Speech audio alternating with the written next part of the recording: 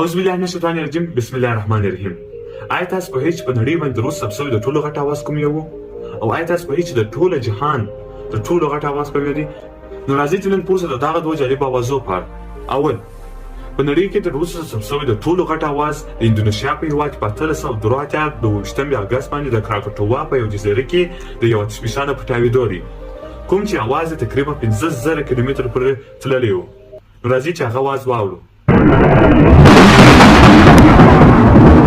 دوهم، آیا تاسو پوهیږئ چې د جهان یا د فضا د ټولو غټ اواز کوم شی دی؟ د فضا کې د ټولو غټ اواز د دوه بلاک هولونو د یو ځای والي دی.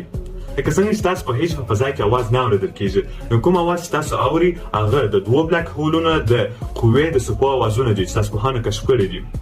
او د کومو بلاک هولو اوازونه چې تاسو اوس اورئ هغه زموږ د لمر څخه ډېر چنده غټ و. نو راځئ چې هغه اوازونه هم واورو.